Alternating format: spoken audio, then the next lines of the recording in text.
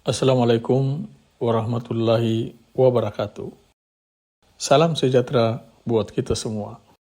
Pesudara Maluku Utara dimanapun kamu berada. Pada video kali ini, beta akan mengajak kalian melihat atau memotret kinerja pendapatan pajak daerah Provinsi Maluku Utara. Pada tahun 2023, penerimaan pajak daerah Provinsi Maluku Utara mencapai 664 miliar. Kemudian pada tahun 2024 naik melonjak menjadi 925 miliar. Ini mengalami kenaikan hampir 39%. Sebuah angka yang fantastis. Lonjakan terbesar datang dari pajak rokok yang hampir 2 kali lipat dari penerimaan tahun 2023 sebesar 52 miliar menjadi 101 miliar di tahun 2024. Pajak air permukaan juga mengalami kenaikan 74% di tahun 2023 sebesar 80 miliar naik menjadi 140 miliar di tahun 2024. Kemudian disusul pajak bahan bakar kendaraan bermotor. Pajak bahan bakar ini tumbuh 35%, di mana penerimaan di tahun 2023 sebesar 343 miliar, naik menjadi 466 miliar di tahun 2024. Kenaikan pada 3 komponen ini mengartikan apa, teman-teman? Ini menggambarkan bahwa struktur pendapatan kita masih bertumpu pada konsumsi bahan bakar, industri smelter, dan distribusi barang. Sumber-sumber pajak ini seolah-olah memberitahukan kepada kita bahwa Maluku Utara sedang berlari kencang dengan mesin industri dan konsumsi energi. Namun coba mari kita buka fakta terbaru. Pada semester 1 tahun 2025, realisasi pajak daerah kita baru mencapai 337 miliar. Itu artinya baru mencapai 47% dari target 710 miliar. Padahal secara ideal, di semester pertama pemerintah provinsi seharusnya sudah tembus 50-55%.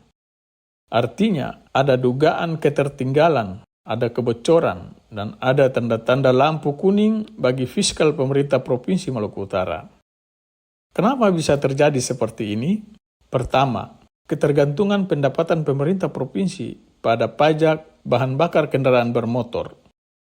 Memang pajak bahan bakar kendaraan bermotor menyumbang 235 miliar di semester pertama, atau 70% dari target.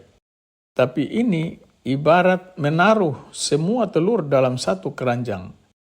Begitu ada masalah pada distribusi BBM atau catatan penjualan, maka realisasi penerimaan pun langsung goyang. Kedua, pajak kendaraan bermotor dan biaya balik nama kendaraan bermotor saat ini sedang turun. Bayangkan, pajak kendaraan bermotor baru 24,6%, sementara biaya balik nama kendaraan bermotor baru 25,3%. Ini menunjukkan basis kendaraan pemerintah provinsi masih kecil. Kepatuhan sangat rendah, banyak kendaraan bodong, dan sistem penagihan belum sepenuhnya dilakukan secara digital. Di era digital seperti ini, pajak kendaraan kita masih menggunakan cara-cara lama. Ketiga, pajak air permukaan. Pajak air permukaan baru mencapai 48%. Padahal aktivitas smelter, tambang, dan perusahaan-perusahaan besar seperti IWIB di Leleif, Harita di Kawasi, Antam di Buli, Sampurna di Falabisahaya, Niko di Halmahera Utara, tidak sedikit yang menggunakan air permukaan. Tapi laporan pemakaian air permukaan masih sering bermasalah. Ada juga selisih data antara perusahaan dan pemerintah provinsi. Ada pengawasan yang lemah, akibatnya potensi ratusan miliar hilang begitu saja.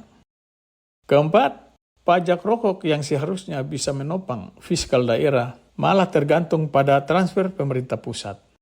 Kalau dana bagi hasil rokok terlambat disalurkan, maka fiskal pemerintah provinsi menjadi terlihat defisit.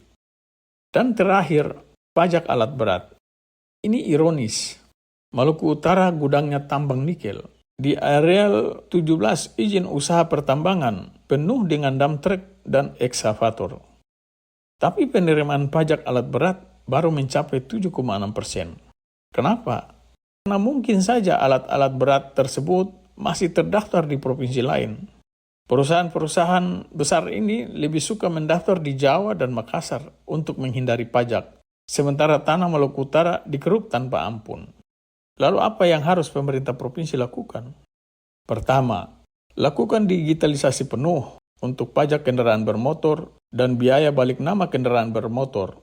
Integrasikan dengan kepolisian, leasing, dan dealer. Jangan ada kendaraan yang menunggak tanpa sanksi yang tegas. Kedua, buat pendataan nasional alat berat.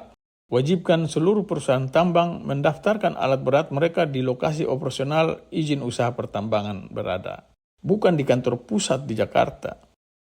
Ketiga, audit air permukaan dengan teknologi flow meter digital. Pastikan setiap liter yang diambil perusahaan dan smelter tercatat dan dibayar.